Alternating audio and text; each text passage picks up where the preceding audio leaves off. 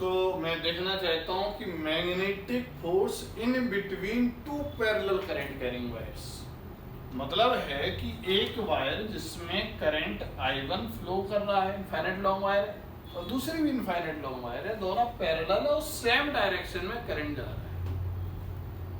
तो ये वायर क्या करेंगी, अट्रैक्ट करेंगी कि रिपेल करेंगी, एक सवाल आ गया। और बिकॉज इनफाइनाइट लॉन्ग है, बहुत लंबी वायर है, तो हम यूनिट लेंथ में एक वायर की वजह से दूसरे पर फोर्स कितना लगेगा और किस डायरेक्शन में लगेगा।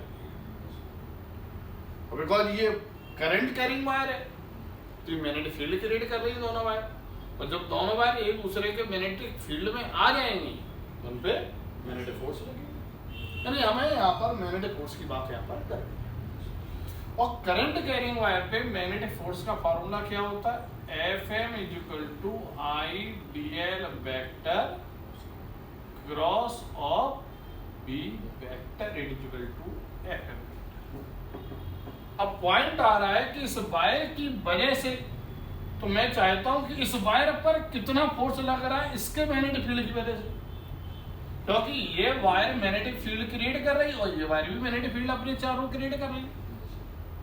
तो ये वाली वायर अपने मैग्नेटिक फील्ड में तो आ ही नहीं सकती है, तो किसके मैग्नेटिक फील्ड में आएगी, इसके मैग्नेटिक फील्ड में आएगी, तो इस पे क्या लगेगा, मैग्नेटिक फोर्स लगेगा। तो यहां पर आपने लिया कि डीएल लेंथ वेक्टर में, ये हमने डीएल लेंथ वेक्टर ले लिया, और ये डीएल लेंथ वेक्टर इसके मैग्नेटिक फील्ड की वजह से कितना मैग्नेटिक फोर्स एक्सपीरियंस करेगा। तो इस पर magnetic force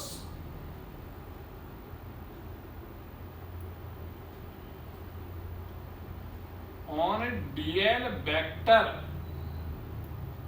magnetic force on DL vector due to magnetic field of wire 1 in which current is flowing, current is I, short में लिख सकते। अब आप देखिए कि इस पर जो मैग्नेटिक फोर्स होगा वो DFM होगा, तो DFM = हो जाएगा, इसमें जो करंट वो I2 है और इसकी लंबाई जिसमें मैं देखना चाहते वो DL है।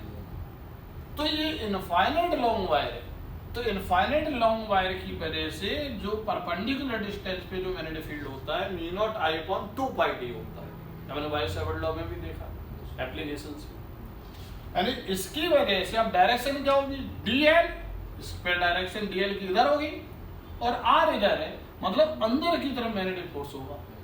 तो मतलब है कि यहाँ पर इसकी वजह से जो मैग्नेटिक फील्ड होगा हो जाएगा B = μ0I1/2πd। क्लियर। तो इस पर जो मैग्नेटिक फोर्स आ जाएगा वो I2dl, B की जगह लिख देंगे μ0I1/2πd।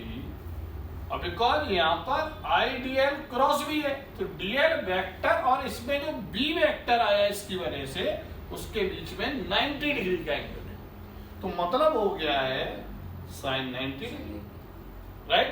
अब फोर्स की डायरेक्शन देखिएगा, DL और B अंदर है तो फोर्स इधर लग रहा है, मतलब ये वायर इसको अट्रैक्ट, यानी इस वायर की तरफ फोर्स लग रहा है, मतलब अट्रैक्ट कर रही है।